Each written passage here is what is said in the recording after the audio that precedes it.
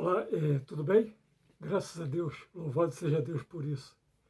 Vamos estudar sobre as catacumbas. Para ser um grande teólogo, é imprescindível conhecer e estudar a história do cristianismo desde as suas origens.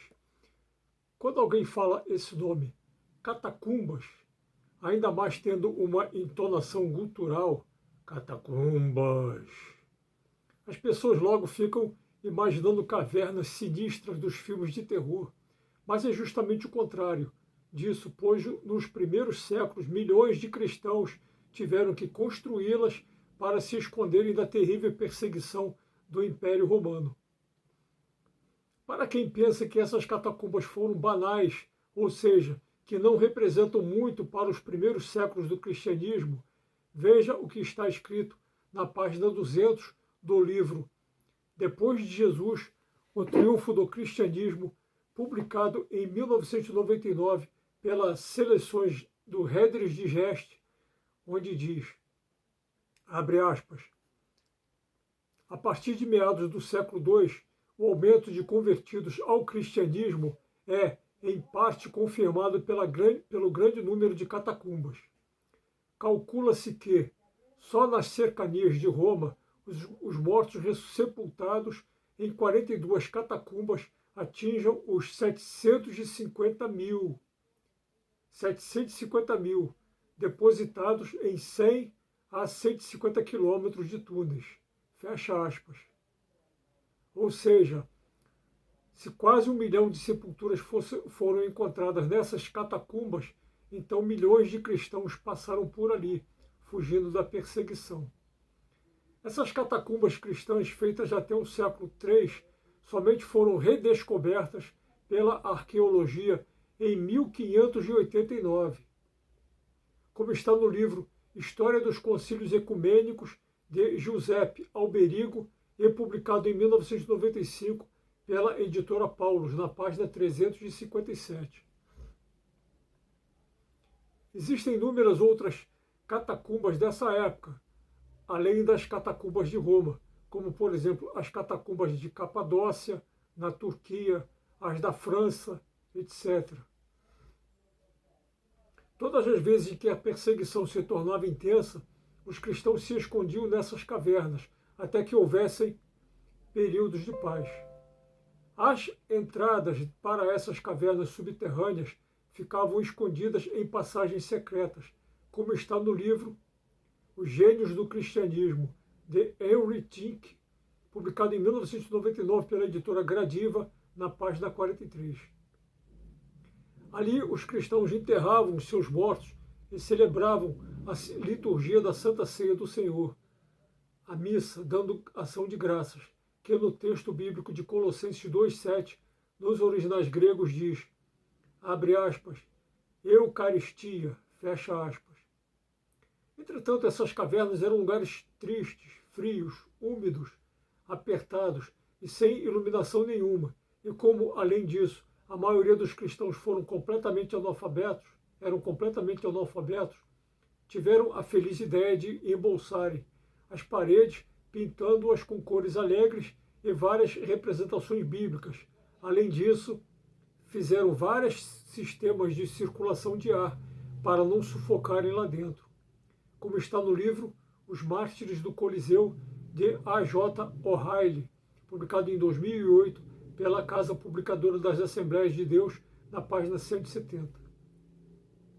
Parte dessa riquíssima iconografia cristã está preservada até os dias de hoje e está catalogada num excelente livro chamado El Primer Arte Cristiano, anos 200 a 395, de André Grabar, e publicado em 1967 pela editora Aguilar, com acesso gratuito pela Biblioteca Nacional do Rio de Janeiro, onde retrata sessão de obras raras, onde retrata, num excelente trabalho fotográfico, 59 pinturas e mais 33 figuras entalhadas. Embora existam dezenas e dezenas de catacumbas, nessa obra retrata apenas 8 catacumbas, 8 museus, 6 igrejas e uma sinagoga, com representações bíblicas cristãs desse período entre os anos 200 e até o ano 395.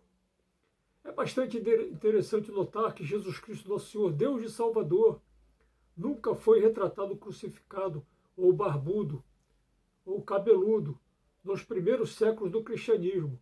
A primeira representação de Jesus crucificado surgiu no ano de 425, entalhada na porta da Basílica de Santa Sabina, no Aventino, em Roma, como está no livro Quando Nosso Mundo se Tornou Cristão, que atinge um período da história da Igreja entre os anos 312 e 394, de Paul Veyne, editora Civilização Brasileira, ano 2010, na página 42. Nas pinturas das catacumbas, Jesus Cristo é sempre retratado com os cabelos curtos e sem a barba, como está no livro O Cristianismo através dos Séculos, de Earle e Cairns, editora Vida Nova, 1990, na página 39. Durante os 5 primeiros séculos do cristianismo, Jesus Cristo nunca foi retratado barbudo e cabeludo, pois julgavam nessa época que essa era a aparência de um bárbaro, de uma pessoa ignorante.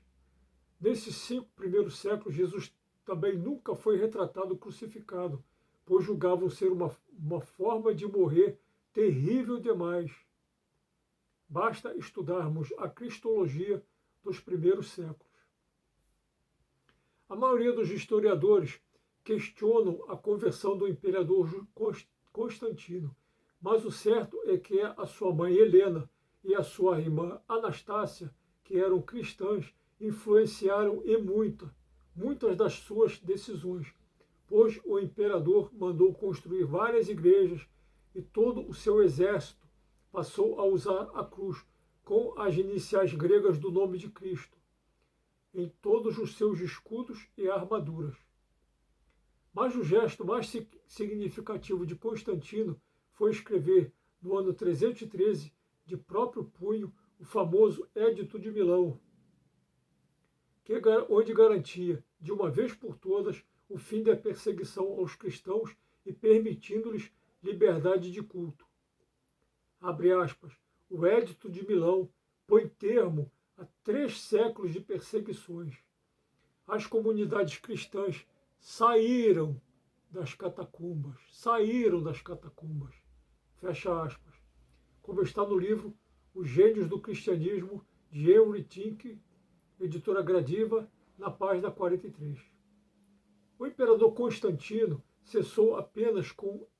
não cessou apenas com a perseguição aos cristãos, mas também com inúmeras outras bestialidades que ocorriam naqueles tempos, como, por exemplo, acabando com as carnificinas que ocorriam diariamente no Coliseu de Roma, onde, como está no livro Os Mártires do Coliseu, de A.J. O'Reilly, publicado em 2008 pela Casa Publicadora das Assembleias de Deus, na página 238.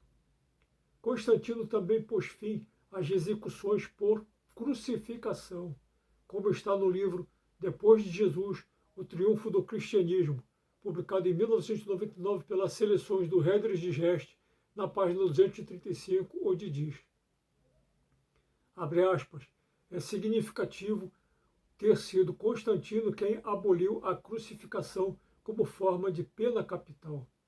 Fecha aspas. Por esses e por vários outros fatores históricos, indo na contramão de vários historiadores, acredito que o imperador Constantino se converteu verdadeiramente.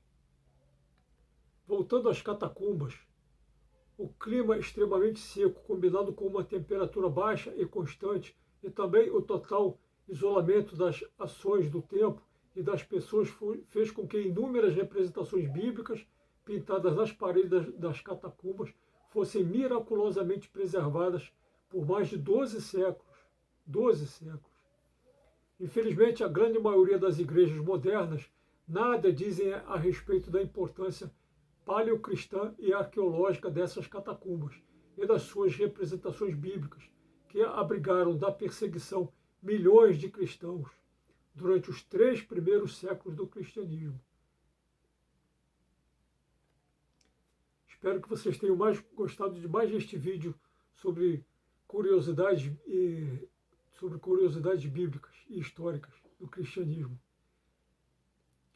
Que Jesus Cristo, nosso Senhor, Deus e Salvador, tenha misericórdia de todos nós. Aleluia.